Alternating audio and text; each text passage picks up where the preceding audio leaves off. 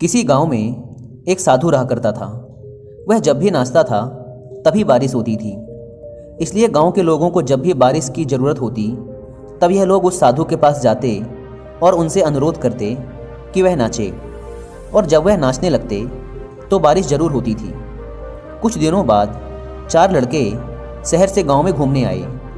जब उन्हें यह बात पता चली कि किसी साधु के नाचने से बारिश होती है तो उन्हें यकीन नहीं हुआ।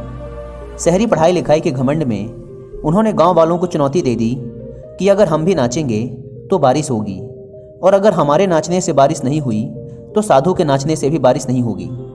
अगले दिन सुबह सुबह गांव वाले उन चारों लड़कों को लेकर साधु के कुटिया के पास पहुंचे। गांव वालों ने साधु को सारी बात बताई।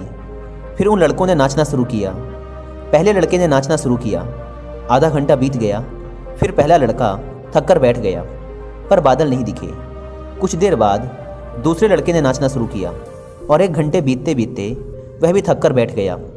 बाकी दोनों लड़कों ने भी ऐसा ही किया, पर बारिश नहीं हुई। अब साधु की बारी थी। उसने नाचना शुरू किया। 1 घंटा बीत गया, पर बारिश नहीं हुई। साधु फिर भी नहीं रुका, वह नाचता ही रहा। नाचते नाचते 2 घंटे बीत गए, पर बारिश नहीं हुई।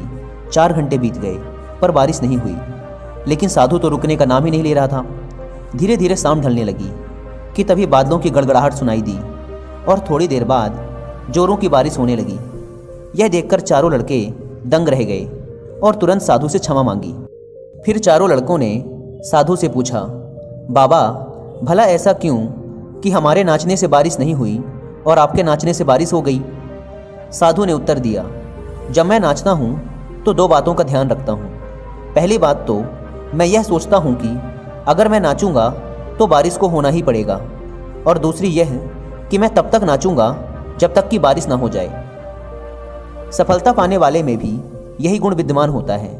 वे जिस काम को भी करते हैं उसमें उन्हें सफल होने का पूरा भरोसा होता है, और वह तब तक उस काम को करते हैं जब तक कि उसमें सफल ना हो जाएं।